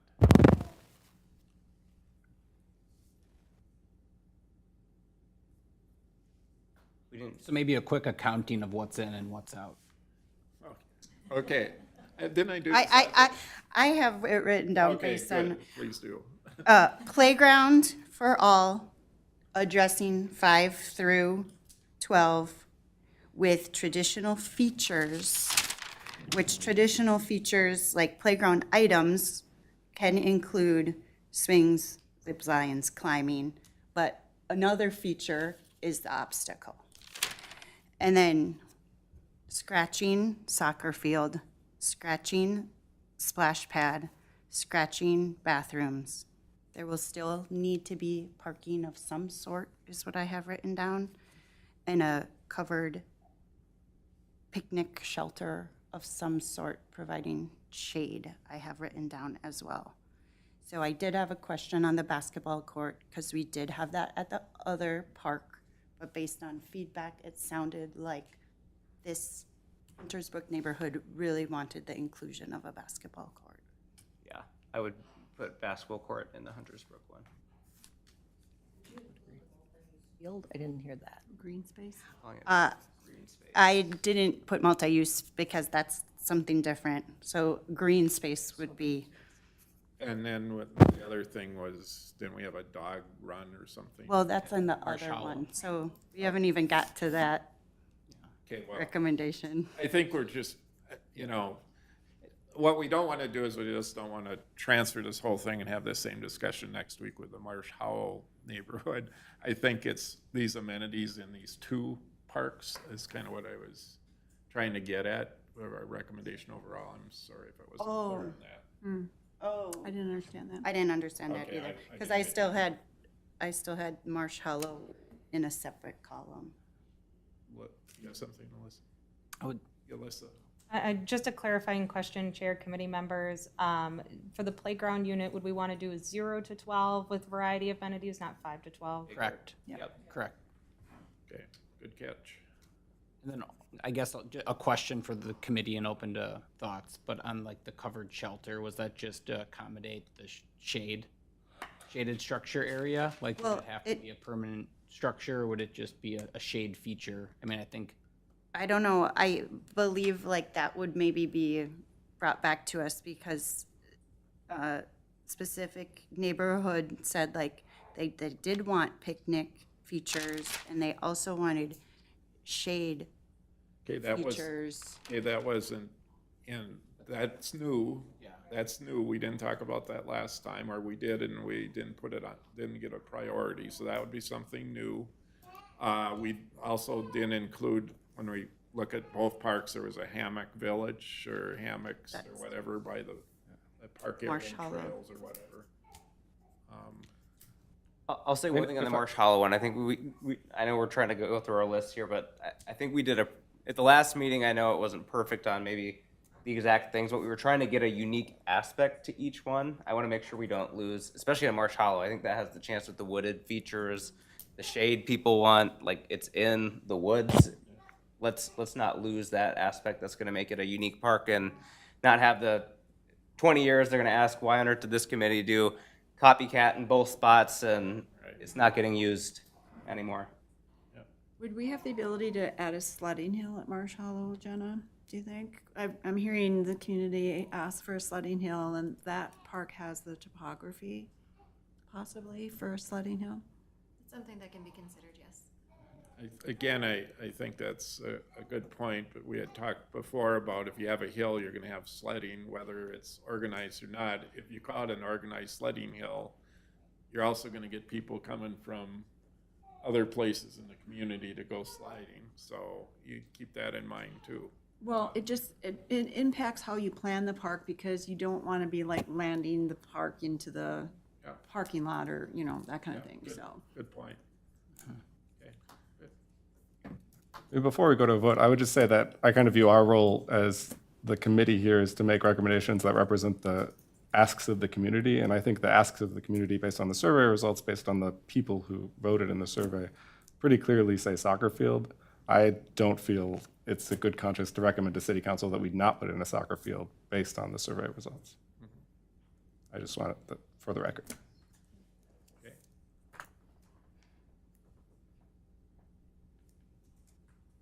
I have a question for the committee. We had recommended dog park in Marsh Hollow. We learned today that the Marsh Hollow Clubhouse amenities actually have a private dog park. Do we think that's duplication of amenities? How big is it? Because I live in Huntersburg and didn't even know they had a dog park. Chair, committee members, I'm not sure on the specific size. I don't believe it to be very large. I think it's this just was- for that community, right? So it's private. Yeah. I think this was a Fence dog through the- run. Yeah. I- Yeah. Yeah. And the fact if you don't have a specific place, people are still gonna take their dogs there and they're gonna run. That happens in our other parks, so you can kind of control where it happens, or it's gonna happen anyway, probably. Okay, so where are we? We're still, I don't think, we don't have a consensus yet. Which is okay. I mean, I'm fine being the outlier if no one else Oh, no, agrees with no, just, you don't have to, I don't disagree with you. And that would be my preference, but I guess I also see that there's some other opportunities. That's why, guess- in my proposal, I said for now. Just looking at it numerically, I feel like we're giving 28 emails more weight than 187 survey responses. And the majority is clear in both the residents who are close to the parks and in Victoria. They both want a soccer field. With the green space, because I mean, we spent the summer looking at unused green spaces, so we're adding another one. With this, would we do more kind of grazing to make sure that could be playable in the future? Or if we say green space is just gonna sit how it is today? Chair, committee members, based on the conversation, I know that part of the conversation, or at least some of the highlights have been that this open space could eventually turn into some sort of field with that recommendation, that is the recommendation that we would bring as part of the design part, is we'd want this to eventually, or not even eventually, but we'd want it to be flat enough so in the future it could potentially turn into a field. Now, if that's not the recommendation of the committee, we can direct that elsewhere. However, that's how I've interpreted it, just listening into the conversation. Incorporating Jacob's thoughts, that was part of when I said my proposal, and why I said for now, because I think the compromise here is look at what other alternatives exist. And I think that way we address the community's concern about they need a soccer field. If there aren't any other things in the near future or within reasonable time or other alternatives, I think we're doing a disservice to our community saying we can't have that there. Yeah. Especially when they've asked for it. So I think that gives the city and the council time to explore other alternatives that are in the works. And if those come to fruition, the issue's solved for the neighborhood. If they aren't resolved that way, then I think it's appropriate to have a soccer field there, and that's my own belief. And I think that addresses all the needs. I don't think we can have one neighborhood dictate what the whole community wants, nor can the community dictate just what the neighborhood, for the neighborhood. I think it's got to be a give and take here. So Unstriped green space then would be the recommendation? initially, yes. Initially. But I think it needs to be of a size that could accommodate a soccer field in the future. That way we've addressed the need for a soccer field. We've paid attention to the neighborhood concerns about, their concerns about, I don't have to reiterate, the traffic, the noise, whatever. But I think it probably looks pretty positive that there may be other opportunities for a soccer field. So I think we've addressed everybody's concerns, and I don't think we can say forever that a future committee or future city councils may decide something totally different for these parks. Then 20 years from now, who knows? Okay, so are we ready to make a recommendation? Does that help address your concern, Jacob? No. I mean, I would feel more comfortable recommending a soccer field, but, including in our recommendation that we've heard feedback from the community about traffic. If city council thinks there are near-term opportunities for soccer fields that may alleviate some of those concerns, then we think this could be a multi-use field. If not, a soccer field is probably best. I still feel like a soccer field should be the #1 recommendation, acknowledging the concerns. I hear the concerns about traffic. At the same time, it's what the community is asking for. Our hands are a little bit tied in terms of we're representing the community. I think that sounds reasonable. I think that's another way of doing the same thing. And I think that addresses the #1 concern. So maybe we can say that we would like to design the space for a soccer facility. However, there are concerns that have been expressed, and that we feel that should there be other opportunities for a soccer field coming up, that we'd recommend utilizing that to help alleviate some other concerns. Kind of put it back in the council's lap that way. I don't know, I disagree. I think we're just, not to not find middle ground, but I guess I would propose that, notwithstanding the fact that there's ample space for a soccer field, we don't think that the space is the right to accommodate, but the city council feels otherwise, that the need outweighs the location and the issues at the space, then that is up to them, right? I mean, we are making a recommendation. And I at least heard a handful of folks communicate the traffic issue and the programming issue that the field could bring. So I think we need to put forth the recommendation we want them to accept based upon feedback. How do we address you know, I understand what you're saying, but I look at, was it Lake Bridge and Rhapsody.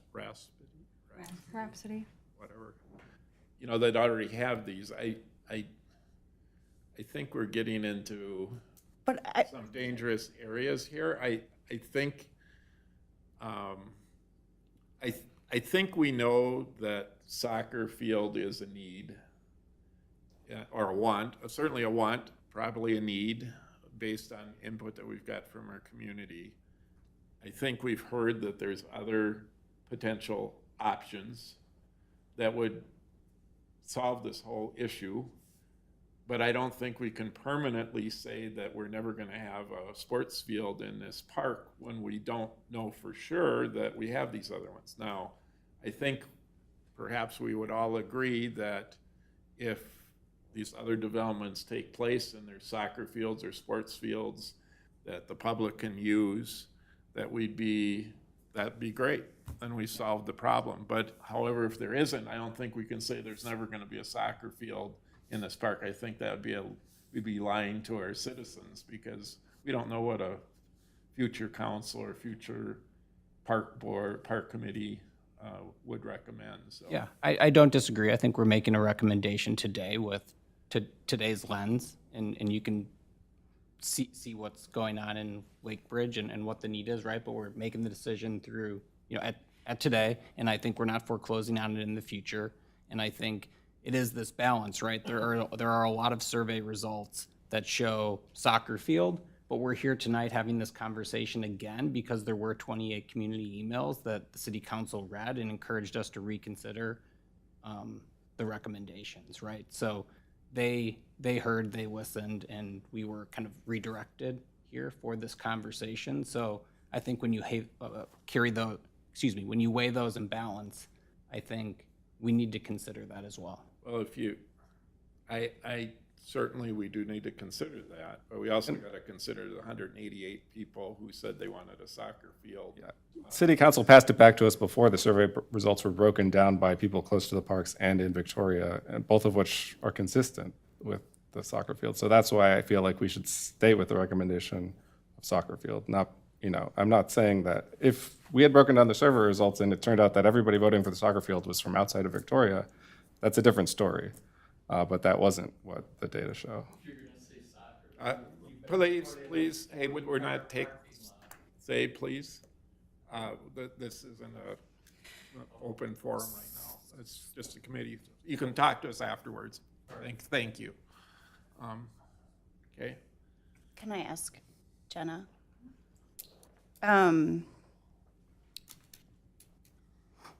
Rhapsody, for example, is a softball, baseball field for youth, although I don't know that it's large enough to be programmed or striped so it doesn't get games. Is that an accurate statement? So Rhapsody is not a soccer field. There's just a ball field at that one. However, Lake Bridge neighborhood does have a programmable soccer field and ball field at both, and both of them are scheduled with activities. And I will say we don't get a lot of public comment regarding the usage of that. There are 24+1 parking spots for that location, and those do get heavily utilized. And I will say that those that soccer field is a lot closer to the residences than it would be in Huntersbrook. But that's kind of the situation there. And does the city, I know we spoke revenue, but do you just manage reservations, or do the sports organizations pay for field usage? This is an agreement with the organizations to utilize it for community benefit. Yeah, so they don't pay. So there could be other soccer fields that the organization would need to pay for. So right now, it's a benefit to the youth organizations that have youth in our communities that are participating in their athletics, and they don't need to pay for our City of Victoria field usage. So the organization could choose to find space that they would maybe need to pay for instead of, you know, a City of Victoria park. I mean, these are Victoria residents, many of them, and they're paying taxes to the city. So they do pay for it in a way. I understand what you're saying, but I mean, that's where I'm coming from with representing the survey results, is that these are taxpayer voters. Okay, I don't know if we've resolved anything. No, because I can't in good conscience say that I will this time say okay to recommendation that includes a soccer field. I was strong on it last time, but said okay so that we could develop our parks. But Well, it sounds for like- programming for games, I mean, you're looking at 60 plus, you know, vehicles. That's if grandma and grandpa and everyone else doesn't come, and that's just way different than a 21 space parking lot in a current neighborhood park that's not having issues or expressing concerns. And I think I was gonna, from a compromise side, or what the community's saying and what we're doing here, I was gonna put forward no soccer field, keep a splash pad. Community says they wanted a splash pad. We're balancing it by not putting both in one.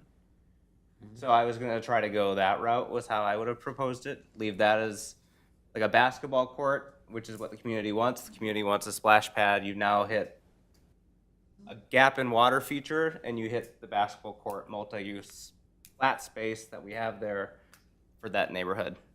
That's how I would have probably put a recommendation forward. still can. Or I would probably put that forward. Want to make a motion? Yeah, I would make a motion to have a playground 0 to 12. I would put a water feature. We can let it be defined what that is in the design process. And then I would put a basketball court as the third one, no soccer field. That would eliminate and use that green space.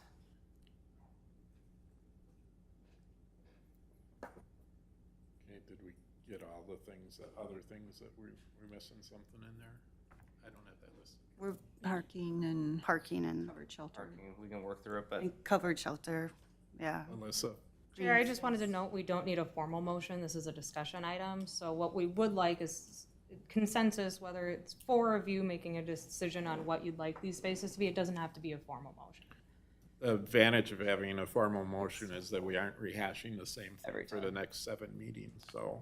Yeah. I would say we would like to make we're asked to make a recommendation to the council, and I think we should do that, and it is a recommendation, they can choose to do whatever they want with it, but I think it would be nice to be able to put down, this is what, like we did last time, so we aren't talking about the same thing, so so that would be for Huntersbrook, a playground, basketball court. We would have a water feature of some sense, parking lot. Would anyone add anything onto that for Huntersbrook? Covered shelter. Leveled, unmarked green space. Green space. And did you guys hear Mary? Covered shelter. What do we think? I don't know. Next to a playground, I think it's just nice Yeah, to have. it's some shaded, I'm in agreement, some type of shade feature, especially hitting 0 through 12. Like a shade feature is important. okay, Whether that ends up being a covered shelter or sail, whatever it's, Trees, yeah, trees, whatever. tree canopy type deal or something. okay, well, like that can come up in That's the design. concept Yep, design. Yep. Okay, have we included all the things we had before in that?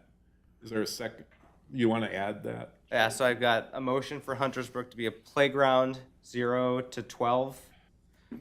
The basketball court, water feature, parking lot, a shade feature, and an unmarked grass space.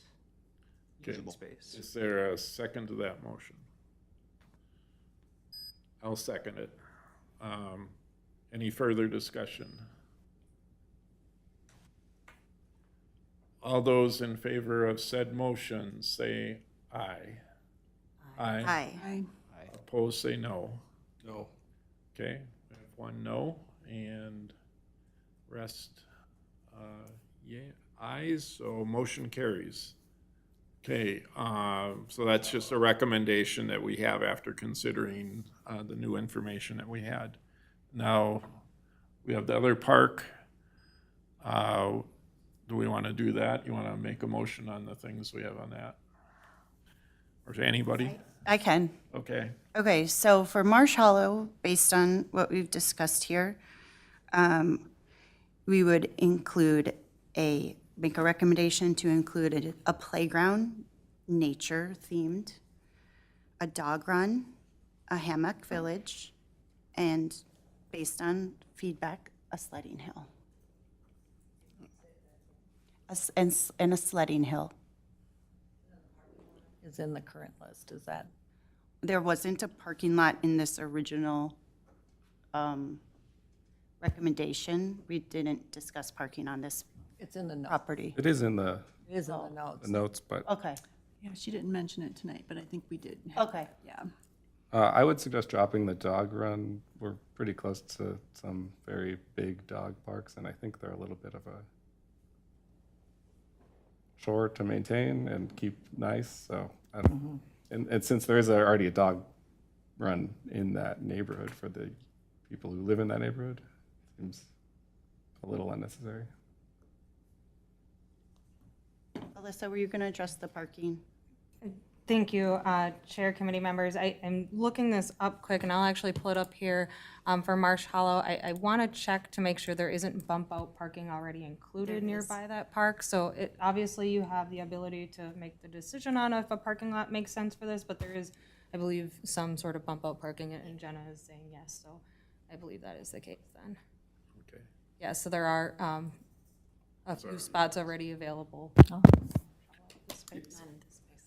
The other thing to keep in mind with the last motion and this one that's coming up is, this is a concept at this point, and we're gonna be getting, I'm guessing, something back at some point in time with, here's the information that you provided. This council will have had an opportunity to weigh in, and at some point it's gonna come back to us with, okay, based on staff, here's what would go in there, and we're gonna be able to talk about those things again. But if they fit or not fit, or the budget's there or not, that's beyond our purview at this time, so. Okay, so motion. You wanna Well, repeat was it? there other discussion? Do we want to have a? Okay, so you wanna restate your motion, please? Okay, so it was, at the Marsh Hollow Park, the recommendations would be a nature-themed playground, dog run, hammock village, sledding hill. Okay. Motion's been made and seconded. Is there any further discussion? Hearing none, all those in favor signify by saying aye. Aye. Opposed, say no. Motion carried. I think we're done. Thank you, everyone. Any other business? Yes, Alyssa? Chair, not to drag this meeting on any longer and hold you hostage, but we do just want to update you that you probably noticed when you looked at the meeting packet that the meeting agenda templates have been updated to current city branding. So just wanted to let you all know that that will be the look of the agenda moving forward. The other piece, to remain consistent amongst all of our committees and commissions as well as city council, we are updating all of our committee and commissions agenda order. So no longer in future meetings will you see old business or new business. We'll keep it as a regular agenda, so all of the items will fall under the regular agenda item instead of spacing them out between past business and new business to more or less keep the order of a meeting consistent amongst all of our committee meetings and council meetings. Okay. Anything further for the good of the cause? If not, thank you, everyone. Thanks for attending this evening and stating your concerns. Thanks for the I thought we had a good discussion, and it wasn't an easy one, but hopefully that's helpful to the council and staff. So with that, motion to adjourn is in order. So moved? Moved and seconded. All in favor, say aye. Aye. Meeting is adjourned. Thanks. Thanks, everyone.